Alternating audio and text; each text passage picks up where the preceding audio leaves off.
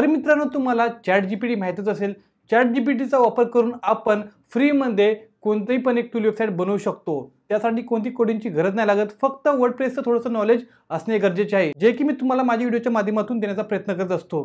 तर आता आपण शिकणार आहोत की जो डीपसीक जो AI टूल आला आहे, डीपसीकचा वापर करून तुम्ही फ्रीमध्ये सोर्स कोड कसे बनवाल, त्याला वर्डप्रेसमध्ये कसे टाकणार, कशा प्रकारे एक ब्युटिफुल टूल वेबसाईट घर बसल्या तुम्ही फ्रीमध्ये बनवू शकाल, याची माहिती तुम्हाला इथे पूर्ण मिळेल. नमस्कार मित्रांनो, माझं नाव आहे राहुल आणि तुम्ही पाहताय राहुल ब्लॉग यूट्यूब चॅनल. चला सुरू करूया. तर मित्रांनो, इथे मी क्रोम ब्राउझर ओपन केलेला आहे आणि इथे मी टाकतोय deepseek.com. ChatGPTचाच भाव आहे तो. त्याच्यावर तुम्हाला पूर्ण कोड तुम्ही इथे फ्रीमध्ये करू शकतात. इथे स्टार्ट नावर क्लिक करावे सर्वप्रथम. त्यानंतर इथे मी काही कमांड दिलेला आहे बघा. इथे माझी कमांड बघा, क्रिएट एनी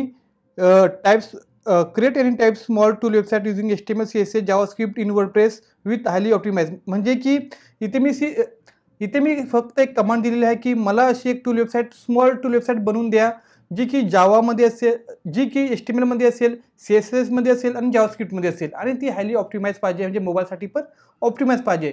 फक्त मी तुम्हाला एक बेसिक वेबसाईटचा इथे प्रॉम्प्ट दिलेला आहे. पण जर तुम्हाला कॅल्क्युलेटर वेबसाईट बनवायची असेल, कॅल्क्युलेटरचा कोड पाहिजे असेल तर इथे लिहू शकतात. मी फक्त तुम्हाला एक आयडिया देतो की कशा प्रकारे डीपसीकचा वापर करून तो कोड वर्डप्रेसमध्ये तुम्ही पेस्ट कराल. त्यानंतर बघा, इकडे त्यांनी खूप माहिती दिलेली आहे. ChatGPT पेक्षा पण भारी डीपसीक तुम्हाला पूर्ण म्हणजे समराइज करतं की कशा प्रकारे कुठे कोड टाकायचा आहे. प्रथम ते काय बोलतात की सेटअप वर्डप्रेस वेबसाईटचा सेटअप करा होस्टिंगमध्ये जाऊन. ते सगळं आपण करून झालेलो आहेत. त्यानंतर ते काय बोलतात की क्रिएट अ कस्टम पेज, म्हणजे आपली पोस्ट असते, पेज असते, तर आपण बनवू शकतो, काय प्रॉब्लेम नाही.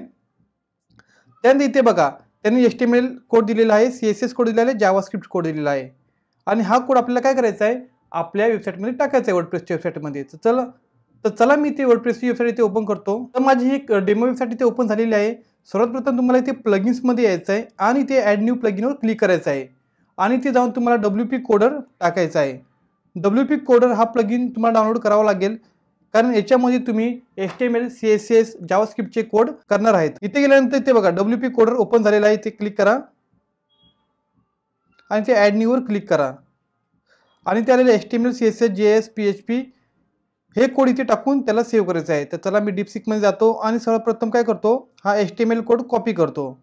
कॉपी केला, याच्यामध्ये आलो, HTML मध्ये टाकला, सेव्ह चेंजेस केला. त्यानंतर CSSचा कोड घेतो, कॉपी करतो इथे आणि CSS मध्ये जातो मी इथे आणि ते इथे टाकतो.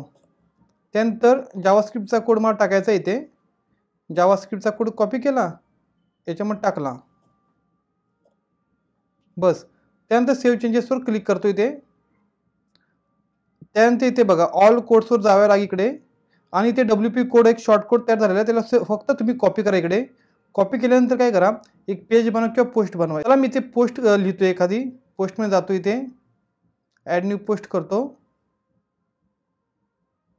आणि इथे हे सगळं इथे काय पण टाकतो, टूल वेबसाईट टायटल टाकतो काय पण. इथे टाईपमध्ये जाऊन इथे प्लसवर क्लिक करतो आणि ह्या इथे शॉर्ट कोड सर्च करतो आणि शॉर्ट कोडमध्ये जो आपला कोड तो पेस्ट करतो आणि ते पब्लिश करतो फक्त.